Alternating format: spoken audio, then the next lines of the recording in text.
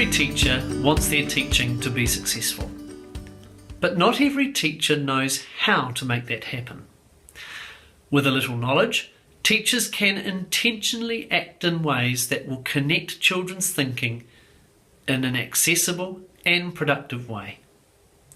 Intentional teaching actions can be describing, explaining, questioning, modelling, prompting, directing. Let's look at some examples of how a teacher uses these intentional actions. Describing. A crotchet note is a solid oval shape with a tail that can either stand up from the side of the oval or hang down from the side of the oval shape. Explaining.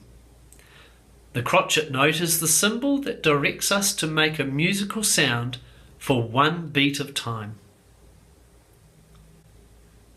Questioning. How many crotchet symbols do you see on this page of your book? How much time does a crotchet symbol direct us to play for? If there are 3 crotchets in a bar of music, what do you think the time signature will be? If the time signature says 4/4, how many crotchets are you allowed to have in one bar of music? Modelling. This pattern of crotchets goes like this. Prompting.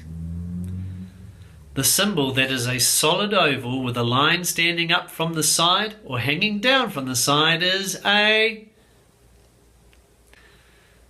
To begin building these actions into your teaching repertoire, you must plan them. As always, you will be more effective by planning a small number into your lesson, and as your habits and confidence increase, you'll be able to build more actions that you can manage. Remember, if you fail to plan, you plan to fail. Classroom management. In a group teaching situation, there are 3 important management principles that need to be considered when engaging more than one child at a time. 1. Arrangement of the teaching space should allow all children to see you at a time, especially when you are modelling, for example, demonstrating on an instrument. 2. When questioning, prompting or asking children to share, the tutor should select the child to respond. Something to be aware of is asking a who can or who knows question allows children to take a passive position in their thinking, because there will always be someone else who can answer in the group. 3. When the group plays together, which should always be at least 70% of the lesson, it should be in sync with everyone, following the tempo modelled, then set, for the group to play to. For example, 1, 2, 3, play. Insist on this from the very first lesson, easily established by the mimicking of clapping patterns. It will become a habit.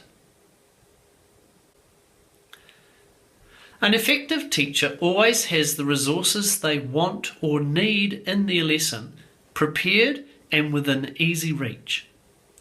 Limiting downtime will ensure the children stay engaged and on task. Equipment might include the lesson plan to follow, the tutorial book being used in the lesson.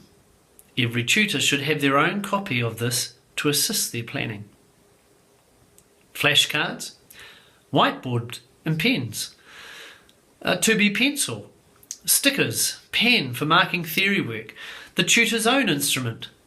A tutor should never share a student's instrument, and worksheets.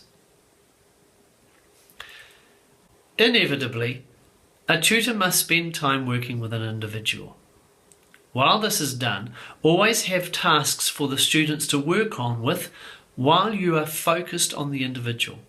These might include a flashcard game, a worksheet, If learning keyboard, playing patterns with the keyboard off.